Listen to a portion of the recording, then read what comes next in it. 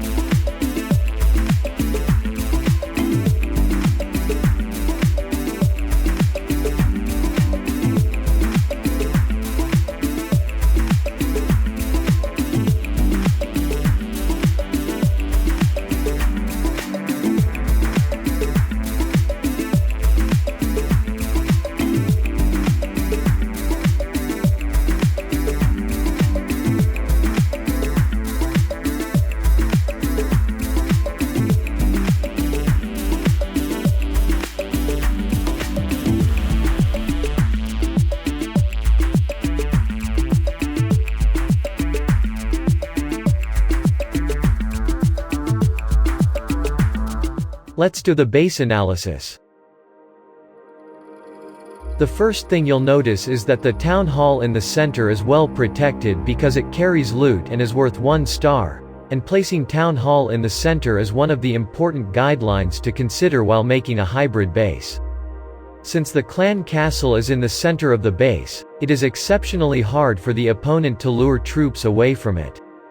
Clan castle's range ends within the base's walls, requiring the opponent to break through at least one wall compartment to lure the clan castle troops, which is a challenging task for the opponent because they have to put in extra troops and time to lure those clan castle troops. Our dark elixir storage is well protected in the core compartment, which is quite difficult to get access to, hence our dark elixir will indeed be safe in this base. Another wonderful feature of this base is the number of compartments. This base has a lot of compartments, which helps to slow down the opponent's attack by keeping troops on these walls while the defenses are dealing quite a huge damage on them. When it comes to the defenses, they are positioned in such a way that they completely cover the base and make it safe from all sides. Archer towers are strategically located in each corner of the base to ensure that no side is exposed to air attacks. As we progress up the town hall levels, mortars lose their importance, thus there's no point in having them well secured at the center if they don't provide any protection in return. We've positioned them further towards the outer part of the base to assist in the defense against spam attacks like Barch and mass goblins. They're also evenly distributed and cover the entire base. The wizard towers are spread out so that they don't get destroyed all at once while also providing a balance to the base. They are set in such a way that they protect both the main defenses in the core and the defenses towards the outer side of the base. Cannons are carefully placed to provide overall balance to the base and to make this base perform well against ground attacks. Air defenses are separated into different compartments to prevent them from being destroyed by lightning spells in a group. They are placed in compartments near the core of the base, and they have been well paired with air sweepers, which also makes a significant contribution to an increase in protection against air attacks such as lava loons and mass dragons. Inferno towers are the most important defense we have at Town Hall 12, so it is our top priority to keep them safe while making full use of their potential to increase the effectiveness of the base. As a result, I've decided to place them near the core of the base, in which they are well protected and their range covers a lot of main defenses and important stuff like the town hall, clan castle, air defenses, X-bows, and dark elixir storage. You can adjust the mode of the Inferno Tower based on the armies attacking you.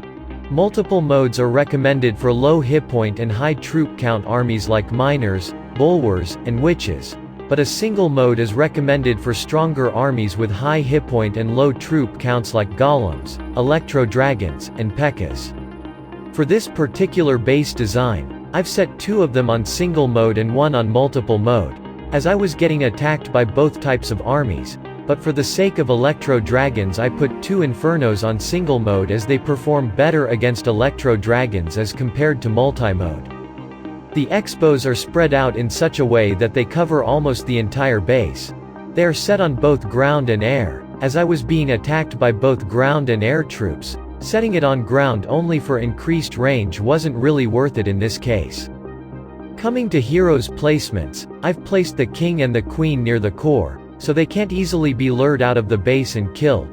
Opponent will have to deal with them while they're in the middle of the battle, which will make it significantly harder for opponent to plan their attack as they will have to deal with the heroes on spot. The king and the queen can really amp up the defensive performance of the base. The king is really helpful in taking care of hogs in the middle of battle, while a queen combined with other defenses such as air defense and inferno tower can take out strongest of troops in a matter of seconds.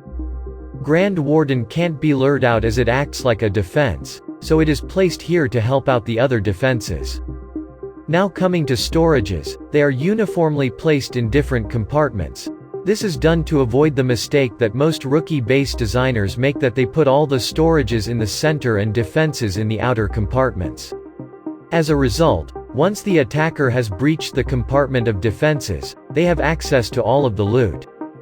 This is not the case in this base because the storages are separated into multiple compartments.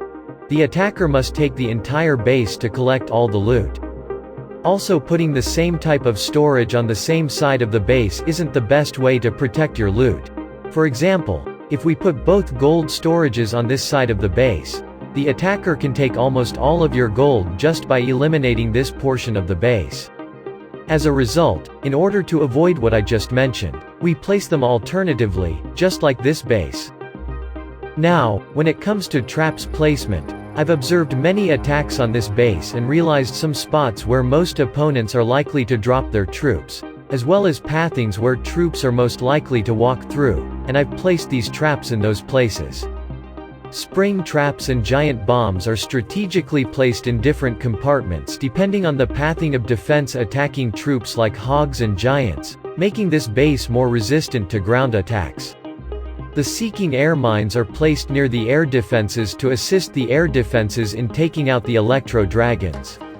All 5 Teslas are placed near the core of the base, which makes the core of the base stronger.